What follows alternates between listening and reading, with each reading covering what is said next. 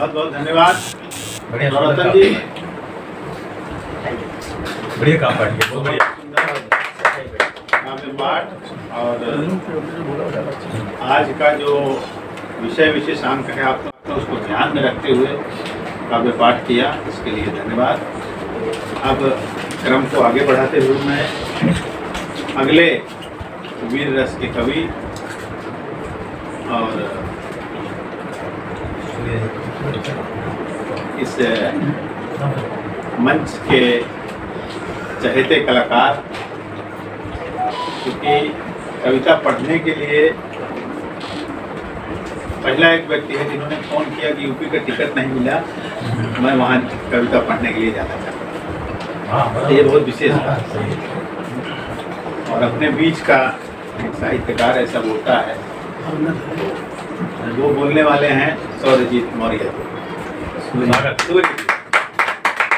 आग्रह करूँगा कि आज अपनी वो भड़ास निकालिए जो यहाँ से लेकर इलाहाबाद तक पढ़ने की आप तैयारी आई। यहाँ पर उपस्थित सभी कविगणों को मेरा प्रणाम स्वीकार हो। समय की अपनी मर्यादाएं हैं, चाहे वह 14 फरवरी 2019 का हमला हो सैनिकों के ऊपर, चाहे 1971 का, चाहे 1963 का। सैनिक तो सैनिक, तो मैं सैनिकों के ऊपर ही लिखता हूँ कभी कभी। तो मैं एक भूमिका के रूप में थोड़ा सा बताता हूँ। 14 फरवरी को जो पुलवामा पर हमला हुआ, हमारे पहले सैनिक शहीद हो गए थे। उसमें एक है मेजर चित्रेश, जो कि उत्तराखंड से आते हैं, क्योंकि शादी 7 मार्च 2019 को होने वाली थी। जो व्यक्ति शहीद हो गया उसके लिए उसके घर में क्या होता हुआ उसके दोस्तों के साथ, और वहीं से मैंने अपनी कविताएं तो पंक्ति आप सभी के बीच में है। हर 14 फरवरी को तुम याद आओगे, हर 14 फरवरी को तुम याद आओगे, तुम्हारी याद में सेना लहू जमागे। हर 14 फरवरी को तुम याद आओगे, तुम्हारी याद में सेना लहू जमागे। पुलवामा की जमी पर पसरा सन्नाटा, 42 सपूतों के सिर कैसा 42 सपूतों के सिर कैसा मौत नाचा। सोचता हूँ कि पाकिस्तान कितना छलिया है, सोचता हूँ कि पाकिस्तान कितना छलिया है, उसकी हरकतों से सिर पर कफन बांध लिया। उसका साथी कहता है, सोचता हूँ कि पाकिस्तान कितना छलिया है, उसकी हरकतों से सिर पर कफन बांध लिया। जब तक 42 का हजार नहीं मारूंगा, तब तक तिरंगे में लिपट घर नहीं आऊंगा, तब तक तिरंगे में लिपट घर नहीं आऊंगा। मैंने जिसके साथ सेना का प्रशिक्षण लिया, मैंने जिसके साथ सेना का प्रशिक्षण लिया, 7 मार्च से पहले तिरंगे में लिपट लिया।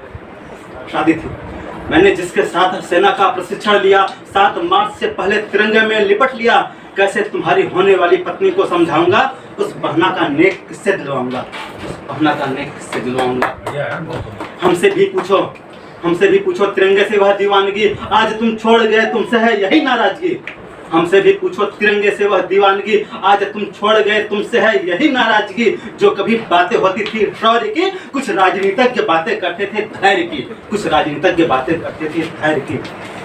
तोपों की भाषा जो तोप ही जाने, तोपों की भाषा जो तोप ही जाने, पुलवामा की जमीन से कफन बांधे, तेरी नापाक हरकतों से हम शर्मिंदा हैं। पुलवामा की जमीन पर अब भी जिंदा हैं, पुलवामा की जमीन पर अब भी जिंदा हैं। और इसी क्रम में आगे बढ़ते हैं तो कुछ लूट लिया है लुटेरों ने, लूट लिया है लुटेरों ने भारत भू की संपदा। उन्हीं दिवसों से बढ़ने लगी भारत भू पर आपदा। हम शत्रुओं से उसके अत्याचार का बदला लिए, माँ के चरणों में उसके शीश काट कर रख दिए, माँ के चरणों में उसके शीश काट कर रख दिए। कई बार शत्रुओं ने भारत भू पर आक्रमण किया, कई शताब्दियों तक गुलामी के जंजीर में जिया। संकट में माँ भारती अपने लाल को पुकारती, आओ हम सभी मिलकर उतारे माँ भारती की आरती, आओ हम सभी मिलकर उतारे माँ भारती की आरती। इसी क्रम में आगे बढ़ते हैं तो दुश्मन तो दुश्मन होता है, चाहे आज के युग का हो, चाहे 100 साल 500 साल पहले का हो। तो पंक्ति आप सभी के बीच में है। यदि जयचंद ने गोरी का साथ नहीं दिया होता, यदि जयचंद ने गोरी का साथ नहीं दिया होता, पृथ्वीराज भी उस युद्ध में हारा नहीं होता। यदि जयचंद ने गोरी का साथ नहीं दिया होता, पृथ्वीराज भी उस युद्ध में हारा नहीं होता। इतिहास गवाह है, हर कोई अपनों से ही हारा है, नहीं तो हार का मुख गोरी को ही देखना होता, नहीं तो हार का मुख गोरी को ही देखना होता। गोरी ने भारत भूमि पर आक्रमण करने की धृष्टता की, गोरी ने भारत भूमि पर आक्रमण करने की धृष्टता की, हमारी आन बान शान के साथ खेलने की चेष्टा की। सोमनाथ मंदिर पर उसने क्रूरता के साथ आक्रमण किया। ये हमारे सन्यासी हैं, सन्यासियों ने अस्त्र नहीं उठाया। ये भी भारत की श्रेष्ठता है, ये भी भारत की श्रेष्ठता है। पंक्तियां आगे आप सभी के बीच में है। खिलजी तुमने राणा को छल से बंदी बनाया है। खिलजी तुमने राणा को छल से बंदी बनाया है। राणा ने अपने अतिथि देवो भव सत्कार पर घात पाया है।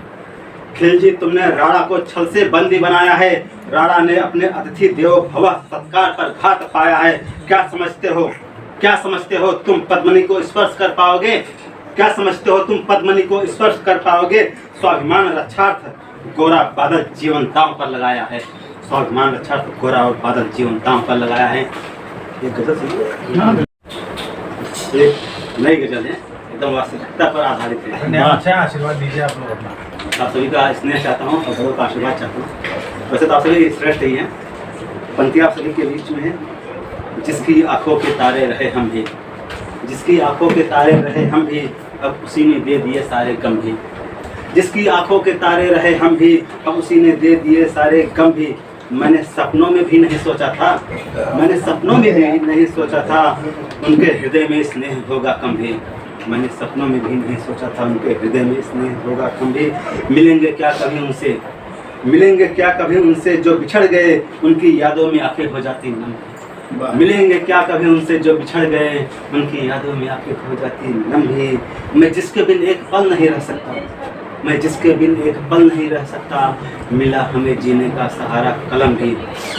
मेरे सारे सपने भी टूटे यहाँ,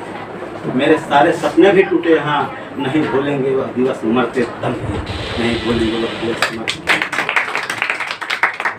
बहुत बहुत धन्यवाद।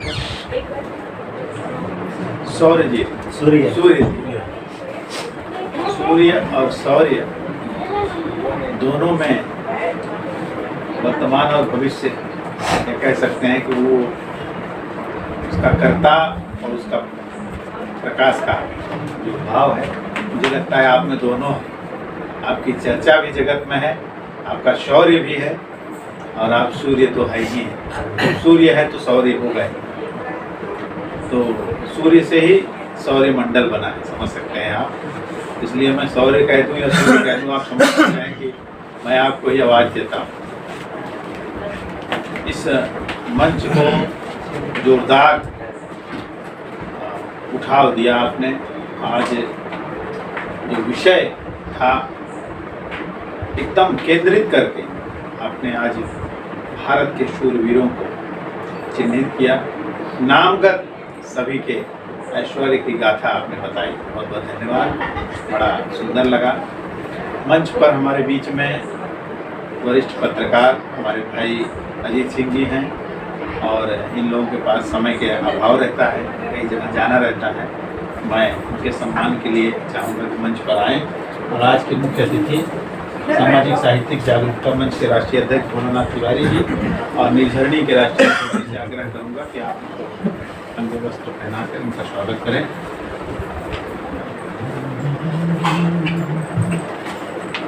फोटो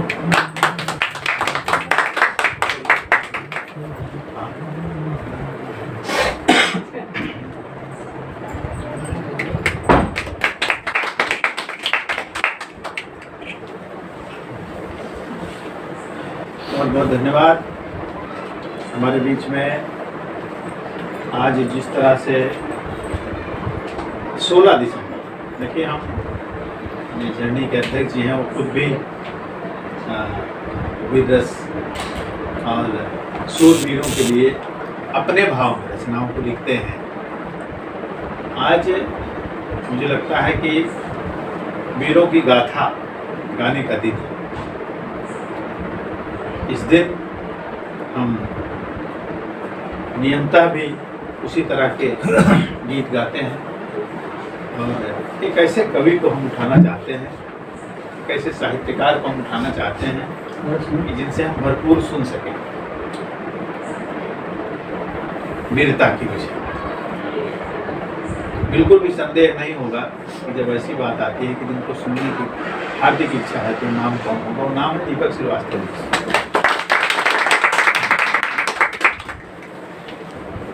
धन्यवाद नंदन भाई। आज के विशेष आयोजन में बातें पहले भी हो चुकी हैं और बांग्लादेश और पाकिस्तान, पूर्वी और पश्चिमी पाकिस्तान का विभाजन हो नहीं जाता।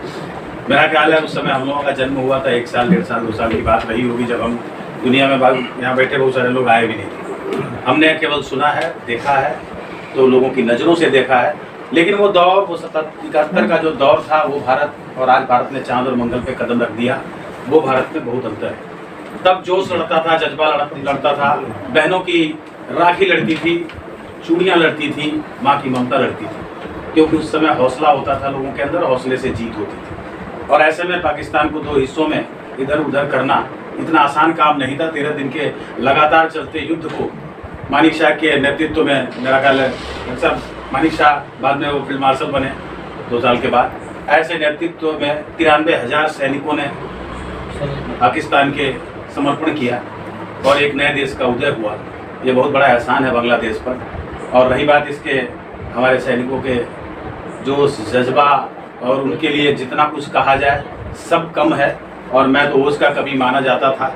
लेकिन आज नंदन जी ने फिर एक बार मुझे याद दिलाया है, तो मैं बात वहीं से शुरू करता हूँ कि सुन नापाकी बात मेरी वरना पीछे पछताएगा। ये उस दौर में किसी ने कहा भी होगा, लेकिन मैं उस दौर में जाके बात कहता हूँ कि सुन नापाकी बात मेरी वरना पीछे पछताएगा, चक्कर में तू पीओके भी गंवाएगा। वक्त बदलते देर नहीं लगता कि सुन नापाकी बात मेरी वरना पीछे पछताएगा, और कश्मीर के चक्कर में तू पीओके भी गंवाएगा। सन 71 वाली बातें फिर से होने वाली हैं, कि सन 71 वाली बातें फिर से होने वाली हैं, और एक बार फिर से अब तू 2 हिस्सों में है। तो हमारे सैनिकों की शहादत बेकार नहीं जाती। इस देश की मर्यादा, इस देश का संस्कार यही है कि एक सैनिक के पीछे पूरा देश चलता है, एक नेतृत्व के पीछे पूरा देश चलता है। और ऐसे में जितना कुछ कहा जाए कम है, लेकिन भाई ने कहा है तो मैं एक नमन करता हूँ। ये मेरी सिग्नेचर कविता है। मैं नमन करता हूँ ऐसे शहीदों की, पूरे तमाम कवियों और श्रोताओं की तरफ से, दर्शकों की तरफ से। एक बार आप शामिल होइए उसमें कि नमन करता हूँ मैं ऐसे शहीदों की शहादत को, नमन करता हूँ मैं ऐसे शहीदों की शहादत को, है जिनके दम पे ही आबो हवा में आज खुशहाली। और मेरे मालिक उन्हें जन्नत की हर खुशियाँ अता करना, मेरे मालिक उन्हें जन्नत की हर खुशियाँ अता करना, जिन्होंने वक्त से पहले वतन पे जान लुटा डाली, जिन्होंने वक्त से पहले वतन पे जान लुटा डाली। क्योंकि भारत की पहचान तिरंगा आज हमारे गले में नंदन भाई ने डाला है केसरी क्लब के नाम से, एक पंथ दो काज। कहते हैं एक बात अभी हमारे त्रिपाठी जी कह गए और अभी हमारे मुदनी साहब भी कह रहे थे, तो एक बात नंदन को देख के लगता है कि ऐसा व्यक्तित्व ऐसी संस्था का नेतृत्व करता है जब तमाम चीज़ों को याद दिला देता है। शायद ये दिन भारत के इतिहास में विजय दिवस के नाम से जाना जाता है, लेकिन आज नंदन ने इसे हम लोगों के बीच में 10, 15, 20 लोग नहीं है, ये 20,000, 20 लाख, 25 लाख लोगों की तादाद बनती है यहाँ से। मैं शुक्रगुजार हूँ कि ऐसे व्यक्तित्व ने हर चीज़ को जीने का अवसर दिया है। और कहते हैं ना कि लीक गाड़ी चले, लीक ही चले कपूत, और लीक छोड़ तीनों चले शायर सिंह सपूत। ऐसे होते हैं सपूत, ऐसे होते हैं लोग। और एक बात और कही गई सपूतों के लिए कि पूत सपूत तो का धन संचय, और पूत कपूत तो का धन संचय। ऐसे नंदन त्यागी, जिसका नाम त्यागी बहुत बखान किया, मैं शुक्रगुजार हूँ, नतमस्तक हूँ ऐसे व्यक्तित्व के सामने। आज मैं मेरे ओझ को जगाया, वरना मैं सच में बताऊं तो मुझे नहीं मालूम था। कल डॉक्टर साहब का जब फोन आया, उनका मैसेज देखा तो मुझे लगा कि वास्तव में एक ऐसा दिन भी है जिसे हम KCN के माध्यम से आज जी रहे हैं। बहुत आभार, बहुत धन्यवाद नंदन भाई। और भारत की पहचान तिरंगा, आन बान है शान तिरंगा, कि भारत की पहचान तिरंगा, आन बान है शान तिरंगा, और कभी नहीं झुकने देंगे हम सबकी है जान तिरंगा, हम सबकी है जान तिरंगा। देखिए भारत की वो माटी, कि भारत की माटी आम माटी नहीं चंदन है, भारत की माटी आम माटी नहीं चंदन है, हर एक फौजी यहाँ वीर अभिनंदन है। एक अभिनंदन वो पुराने जहाज को लेके, अभी पुलवामा की बात कर रहा था मेरा भाई, कहाँ गया, उसी पुलवामा का जवाब दिया था। और ऐसा जवाब दिया था जो सोच भी नहीं सकते थे कि भारत की माटी आम माटी नहीं चंदन है, हर एक फौजी यहाँ वीर अभिनंदन है। कि आरती उतारूं या कि उनका बखान करूं, आरती उतारूं या कि उनका बखान करूं, वीर अभिनंदनों का बार बार वंदन है, वीर अभिनंदनों का बार बार वंदन है। कि देखिए हम ऐसे वीरों के लिए खड़े हैं। ये गजल के रूप में हमारे छोटे भाई गजल लिख रहे हैं, हमारे गजल के हमारे उस्ताद बैठे हैं यहाँ पे। कि ऐसे वीरों को जनती है माँ भारती, ऐसे वीरों को जनती है माँ भारती, सर कटे तो कटे धड़ से लड़ते हैं, सर कटे तो कटे धड़ से लड़ते हैं वे। गोरा और बादल। तो देखो साहब की वक्त का फैसला, वो वक्त देख लो, शायद 62 की बात करी, उसके पहले की बात कर लो, 71 की बात कर लो, और तमाम छिटपुट जो हिंसा रूपी आतंकवाद हुआ वो भी किसी युद्ध से कम नहीं था। जब जुलाई के महीने में, अगस्त के महीने में जब कारगिल का विजय दिवस मनाते हैं, वो भी छोटा मोटा युद्ध से कम नहीं था, एक बहुत बड़ा युद्ध बन गया था वो।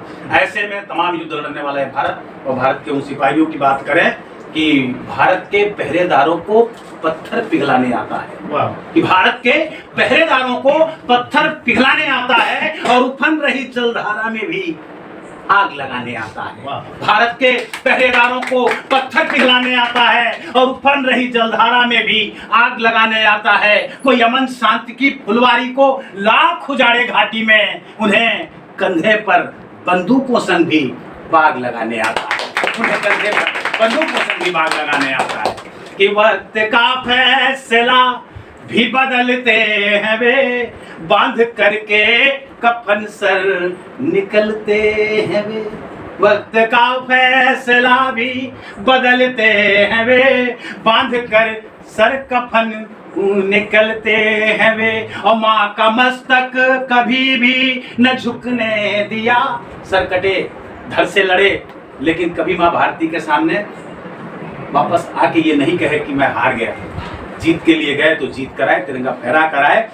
कि माँ का मस्तक कभी भी न झुकने दिया, जहाँ थैली पे लेकर के चलते हैं वे, वक्त का फैसला भी बदलते हैं वे। और झुकना सीखा नहीं, रोकना है कठिन, झुकना सीखा नहीं, रोकना है कठिन, इसलिए दुश्मनों को खटकते हैं वे, वक्त का फैसला भी बदलते हैं वे।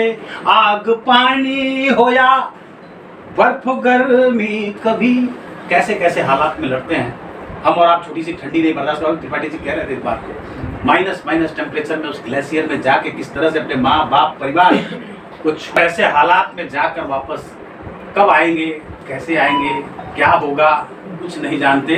कि ऐसे लोगों को आप सोचिए, एक बार उस दृश्य को देखिए, तब बात आएगी कि आग पानी हो या बर्फ गर्मी, कभी वक्त जैसा भी हो वैसे ढलते हैं वे, वक्त का फैसला भी बदलते हैं वे।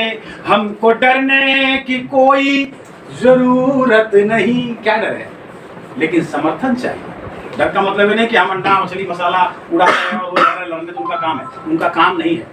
ये इस तरह के लोग जो काम करते हैं वो किसी पैसे के लिए नहीं, रुपए के लिए नहीं करते हैं, इस देश के लिए करते हैं। तो हमारा आपका कर्तव्य क्या बनता है तब कि हमको डरने की कोई जरूरत नहीं, सरहदों की निगहबानी करते हैं वे, और उनके दम से ही रोशन वतन दोस्तों, उनके दम से ही रोशन वतन दोस्तों, दीप बनकर सा ही जलते हैं वे, वक्त का फैसला भी बदलते हैं वे। मेरा ख्याल है यहाँ तक तो बात ठीक है। नंदन जी जो चाह रहे थे क्योंकि इस पे तो मुझे लगता है कि मैं किसी दिन विशेष हो तो मैं आधा पौना घंटा का काम करना चाहूँगा, क्योंकि वो मज़ा है। लेकिन थोड़ा सा रस परिवर्तन कर देता हूँ, क्योंकि इसके बाद के जो कवि आएंगे शायद उस तरह के हों। कि तेरी आंखों में डूब जाता हूँ। ये देखना, एक प्रयोग किया है, डॉक्टर साहब से अप्रूव्ड है। प्रयोग ये किया है कि आंखों के ऊपर जो मुहावरे हैं उन मुहावरों का प्रयोग किया है इस पूरे गजल में। आंखों के ऊपर बहुत सारे मुहावरे हैं, बुधन साहब उसका प्रयोग किया। 6-7 शेर का मामला है, देखिएगा। कि तेरी आंखों में डूब जाता हूँ मैं मोहब्बत के गीत गाता हूँ। तेरी आंखों में डूब जाता हूँ मैं मोहब्बत के गीत गाता हूँ। और आंख के तारे खो गए जिनके, आंख के तारे खो गए जिनके, अश्क उनके लिए बहाता हूँ। आंख के तारे खो गए जिनके, अभी माँ की बात कर रहा था। आंख के तारे का मतलब क्या होता है? माँ का लाडला। कि आंख के तारे खो गए जिनके, अश्क उनके लिए बहाता हूँ। और सबकी आंखों से गिर गया हो जो, आंखों से गिरना, कि सबकी आंखों से गिर गया हो जो, उसको अपना नहीं बनाता हूँ, उसको अपना नहीं बनाता हूँ। और गैर का दर्द जो अपना समझे, गैर का दर्द जो अपना समझे, उसको सिर आंखों पे बिठाता हूँ, उसको सिर आंखों पे बिठाता हूँ। और मुझको उल्फत है इस जमाने से, डॉक्टर साहब, कि मुझको उल्फत है इस जमाने से। जग को आंखों में मैं बसाता हूँ, जग को आंख का पानी मर गया जिनके, आंख का पानी मर गया जिनके, आईना उनको ही दिखाता हूँ। आंख का पानी मर गया जिनके, आईना उनको ही दिखाता हूँ। और मैं तो अंजन हूँ दीप की लौ का, अंजन मतलब काजल। आपने देखा होगा घरों में दिया के ऊपर जो है वो रख के काजल बनाया जाता है। वो काजल देसी और बिल्कुल प्योर काजल है, बाजार का काजल नहीं होता। तो घरों में पारंपरिक काजल है, अंजन मतलब काजल। कि मैं तो अंजन हूँ दीप की लौ का, कि मैं तो अंजन हूँ दीप की लौ का, आंख की रोशनी बढ़ाता हूँ। मैं तो अंजन हूँ दीप की लौ का, आंख की रोशनी बढ़ाता हूँ। तेरी आंखों में डूब जाता हूँ मैं मोहब्बत के गीत गाता हूँ, मैं मोहब्बत के गीत गाता हूँ। एक बार पुनः बहुत बहुत धन्यवाद। और नंदन को एक बार फिर से इनको सैल्यूट कराने के लिए एक सैल्यूट नंदन को देता है।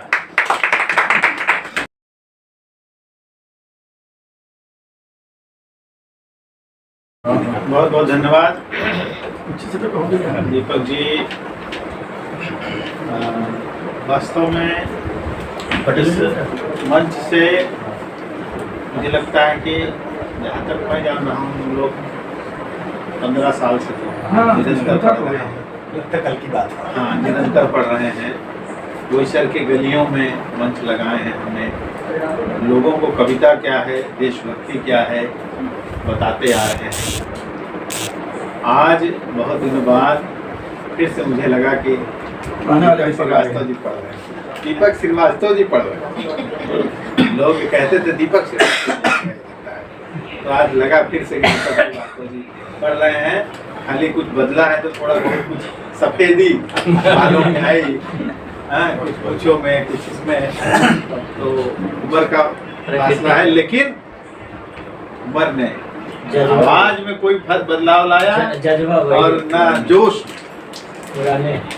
बहुत ही बेहतरीन मंच को, क्योंकि देखिए जिस तरह का मंच रहता है उनमें वो चीजें अच्छी लगती हैं। आज ये कार्यक्रम का आयोजन का जो विशेष है, हम उस देश में रहते हैं। देखिए आप अगर यहाँ देखेंगे ना, तो अगर स्किल इंडिया है तो बुजुर्गों के लिए है, कल्चरल भी है, CSR है तो डिजिटल इंडिया। ये संगठन इस तरह से चलता है जिसमें नया कुछ भी आया है वो हमको ग्रहण करना है, लेकिन हमारी संस्कृति को नहीं भूलना। और हमारी संस्कृति में एक विशेष चीज़ें थी, आप खान पीन से ले लीजिए, त्योहार से ले लीजिए, हर तरह की चीज़ें को मिक्स किया गया था। उसके पीछे कारण सिर्फ यही था कि अपने दिनों को मत भूलिए। जब सभी को मिश्रित करके चलेंगे तब आप आगे बढ़ सकते हैं। और विश्व गुरु भारत, मुझे लगता है विश्व गुरु बनाने की जो लोग सोचते हैं, मैं तो बोलता हूँ विश्व गुरु जीवन से रहा ही है भारत। आज भी भारत विश्व गुरु है और इतिहास में भी भारत विश्व गुरु था। अरे जो परंपरा 5000 वर्षों की है, पूरे विश्व में जहां लोग ही नहीं थे, जंगल था, उनके हम हमेशा विश्व गुरु। तो भारत की संस्कृति को हम अपना के चल रहे हैं, उसकी परिपाटी को अपनाते हुए हमें किसानों के लिए भी आज 27 नवंबर को आपका प्रयागराज में कार्यक्रम था, जिसका विशेषांक जो था वह बहुत सोच के रखा गया। कृषि, पशुपालन, पर्यावरण, जलवायु संरक्षण, ये 4 विषय लेकर हमारा अधिवेशन हुआ है, जिसमें 3 दिवसीय अधिवेशन में भारत के अलग अलग प्रांतों से अनेक विशेषज्ञ पहुंचे, जिन्होंने अपनी प्रतिभा का वर्णन किया। 3-3 हजार किलोमीटर नदियों की यात्रा किए हुए लोग वहां आए, तो उन्होंने बोला कि आज बड़े बड़े संगठन बिस्लरी टेबल पर रख के और जल संरक्षण की बातें करते हैं, तब पता चलता है कि हमारा संगठन किस तरह से समाज को लेकर चलता है। हमें भी गर्व हुआ कि ये जो संकलित विचार है, सभी की इकट्ठा विचार है, यही देश के लिए कुछ कर सकते हैं। तो आज देश के लिए हमें बैठने की जरूरत थी, नहीं तो ये युवा कैसे जानेंगे कि हम यहाँ घर में सुरक्षित हैं तो क्यों हैं, उसके पीछे किसकी मेहनत है। तो ये जानना जरूरी है, इसके लिए इस तरह के कार्यक्रम होने चाहिए। दीपक जी जैसे साहित्यकार होने चाहिए, कवि होने चाहिए। इनकी रचनाओं से ये जो भी इसके बाद भी ये वीडियो जो लोग देखेंगे, उनको हौसला आएगा कि हमारे देश के लिए हमको खड़े होना चाहिए। छोटे छोटे बच्चे जो आज पैदा हो रहे हैं, उनके अंदर हिम्मत आएगी कि हमें भी सेना में जाना चाहिए। नहीं तो थोड़ा दिन बाद ऐसा होगा कि लोग सेना में नहीं जाना चाहेंगे। आपको पता है, कई लोगों ने कहा, अभी मैं डॉक्यूमेंटल कुछ जानकारी तो नहीं है, लेकिन सैनिकों में, सेना के क्षेत्र में जाने वालों की संख्या कम हो गई। आज गरीबी रेखा के नीचे जो लोग हैं, जिनको नौकरी नहीं मिल रही है, उनके अलावा बाकी संपन्न लोग सेना में नहीं जाना चाहते। भारत का ही अधिकांश वर्ग जो संपन्न है, वो सेना में नहीं जाना चाहता, अर्थात उनके नजर में यह कार्य सुरक्षित नहीं है। तो ये बहुत बड़ी चीज है, हमें ध्यान रखने की है, और हमको कतई नहीं भूलना है कि देश की सेना क्या कर रही है। मैं नहीं, ये सभी का कर्तव्य है। बहुत बहुत धन्यवाद। अब मंच पर हमारे आज के अतिथि, जिनको अन्य कार्यक्रम में भी जाना है और मुंबई से आए हैं, और उनके आने की बहुत विशेषता के लिए मैं धन्यवाद दूंगा। मैं चाहूँगा कि अपना कविता पाठ करें। बड़े व्यंग्यकार हैं, सामाजिक साहित्यिक जागरूकता मंच के अध्यक्ष हैं, निर्झरणी के शुरू से ही मार्गदर्शक के रूप में एशियन क्लब के एक बड़े पद की घोषणा इनके लिए जल्दी ही होने वाली है। और बता देता हूँ कि फरवरी में एशियन क्लब का एक अधिवेशन गुजरात में होने जा रहा है, और गुजरात में होने के कारण हमारे पड़ोसी प्रदेश है, तो यहाँ से बहुत सारे लोग जा पाएंगे, जिसका विषय विशेषांक है विवाह में होने वाला खर्च। विवाह में होने वाला खर्च अन्यथा है, उसको हम कितना बचा सकते हैं, पहला। दूसरा, दहेज प्रथा कितना अनुचित, कितना उचित। इन 2 विषयों पर पूरे देश से विद्वान बुलाए जाएंगे, सभी लोग अपनी चर्चा करेंगे। आगे हम इस पे क्या संकलित कर सकते हैं, उसके लिए फरवरी का अधिवेशन है। तो ये संगठन ऐसा नहीं है कि हम सम्मान देना और लोगों को बुलाना, खाना खिलाना, इसके लिए नहीं रहता है। समाज की जो मूलभूत चीज़ें हैं, जो समस्याएं हैं, उन पर चर्चा हो। तब मैं आदरणीय फूलनाथ तिवारी मूर्धन्य जिससे आग्रह करूंगा कि आप अपनी रचना पढ़ें। आज हमको आशीर्वाद दें।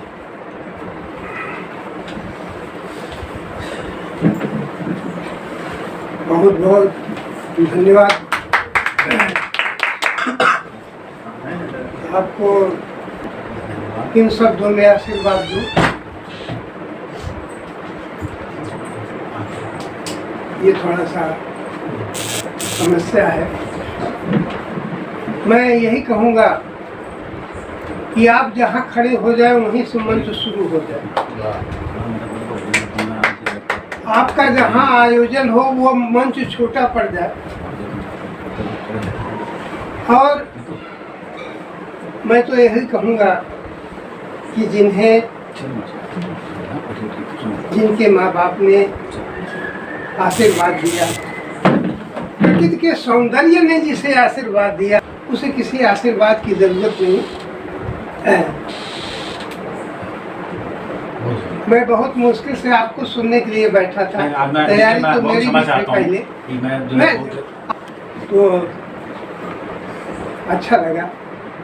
मैं चाहता था अपने दीपक दीप के लिए, लेकिन अब पढ़ूं तो कैसे पढ़ूं। उस बार यहाँ पर हुआ है एक किसी शायर ने लिखा है कि हसरते दीद हो पूरी सनम, अब कैसे मेरे ही सामने वो मुँह ढाँप कर सके। क्या बात। बहुत ही सुंदर आज का कार्यक्रम।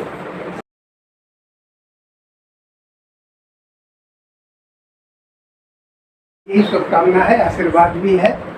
शुभकामना है आपको शुभ शुभ सभी हर काम हो, उपलब्धियों के बीच में उपलब्धि सुबह शाम हो, कदमों तले दबे रहें जीवन के हर मुफासले, रंगीनियों के बीच में रंगीन सुबह शाम हो। हमारे सामने गजल सम्राट कुमार कलहंस जी, उम्र में हमसे जरूर छोटे हैं कुछ, लेकिन तजुर्बे में हमसे बहुत ज़्यादा आगे हैं। मैं हृदय से आपका सम्मान करता हूं और हमारे भविष्य के कर्णधार कोश के सशक्त कवि सूर्य जीत मौर्य जी, बहुत अच्छा लगता है। आपके भावनाओं की जो सब शब्द है वो बहुत अच्छे लगते हैं। हमारे अर्पित साहब ये वो कलमकार हैं जो बहुत जल्दी एक महारत हासिल कर लेंगे, एक मिसाल कायम कर देंगे और कवियों में श्रेष्ठ कवियों में इनकी गणना की जाएगी, ऐसा हमें प्रतीत होता है। और मेरा प्रतीत कभी खाली नहीं जाता। आज की जो रूपरेखा है बहुत ही सुंदर है, इसके लिए मैं आपको कोट कोट धन्यवाद देता हूँ। एक छोटी सी रचना पढ़ना चाहूँगा अगर आदेश है आप। कि भ्रष्ट राजनीति ही आज का दौर है, भ्रष्ट राजनीति ही आज का दौर है, कथन ही कुछ और भी तो भ्रष्ट आचरण के कारण बर्बाद हुआ है देश मेरा, हर सरकार निकम्मी है। किसी का नाम नहीं लेना चाहता, हर सरकार निकम्मी है, कल्याण करेगा कौन मेरा। कोई रोटी देने वाला था, कोई रोटी देने वाला था पर पेट में चूरा भोंक दिया, वादा था जितने यार सोलह सब गद्दी पाकर भुला दिया। मक्कार चोर जिनके साथी दिन रात घोटाला करते हैं, वो बात बात पर होकर निष्कासित फिर पद पर आ जाते हैं, उनका कोई रूप नहीं, वो बहुरूपिया कहलाते हैं। वो अपराध स्वयं ही करते हैं और दूसरों पर मरते। बैसाखी पर चलने वाली सरकार सफल कब होती है, जला दिया शस्त्रागारों को, नियत इसकी खोटी है। वो भले साल बाहर से लगे पर अंदर से वो काला है, उसका करना विश्वास नहीं जो देश लूटने वाला है। वाह वाह, बहुत कोई टैक्स नहीं, बेमौत किसान जहाँ पर मरे। मंत्री पर कोई टैक्स नहीं, बेमौत किसान जहाँ पर मरे। अरे धिक्कार है ऐसे शासन पर जहाँ इनकम टैक्स मजदूर भरे। वाह वाह, बहुत वाह। एक वैसे मैं 1.5 मिनट से ज्यादा कहीं खड़ा नहीं नहीं, आज पढ़िए, बहुत सुंदर। ये श्राप है। वो कहती लेकिन जब दीपक दीप नहीं है तो हमें पढ़ने में कोई सकुच भी नहीं है, कोई वैल्यू नहीं है। नाम है पाक पर नापाक है तुम वर्ष। मैं ये नहीं कहूँगा, मैं ये शुभकामना नहीं दूंगा इंदिरा सरकार को कि उन्होंने पाकिस्तान को 2 भागों में बांट दिया, और मैं इतना सक्षम भी नहीं हूँ कि उसको एक्सप्लेन कर सकूँ कि उन्होंने 2 भागों में क्यों बांटा। वो इतिहास गवाह है, एक दिन ये जरूर बताएगा कि उसने 2 भागों में कुमार कलहंस। हो सकता है कि अगर नहीं बटा हो तो आज बंटवारे की बात नहीं, गौर करिएगा मेरी बात को। अगर हो सकता है कि वो नहीं बंटवारा हुआ होता तो आज बंटवारे की बात नहीं होती। जो दिन रात जो है वो बॉर्डर पर हो रहा है शायद नहीं होता। तो ये किस दिशा में हुक्मरान अपने देश को ले जाना चाहते थे उस पर मैं एक्सप्लेन नहीं करना चाहता, और एक्सप्लेन करना भी नहीं चाहिए। बस दुआ करना चाहिए कि हमारा देश है, बस उसके लिए अच्छा सोचना। नाम है पाक पर नापाक है तुम वर्षों का हिंद के लिए, जो फूल है सरसों का तो उसको तुम मेरे देश की माँ को खा दो, उसको तो मेरे देश की माहो खा जाएगी। जिस दिन मेरे नमो की आँख खुल जाएगी उस दिन तो रोएगा चिल्लाएगा, तेरा आंसू पोंछने कोई भी नहीं आएगा। ये मेरा श्राप है कि तू बर्बाद हो जाएगा, मेरा श्राप है कि बर्बाद हो जाएगा। बहुत ही सुंदर कार्यक्रम, और ऐसे ही कार्यक्रम के लिए आप आयोजन करते रहें और दीपक दीप को थोड़ा सा बाद में बुलाया करिए जिससे महफिल जमी रहे।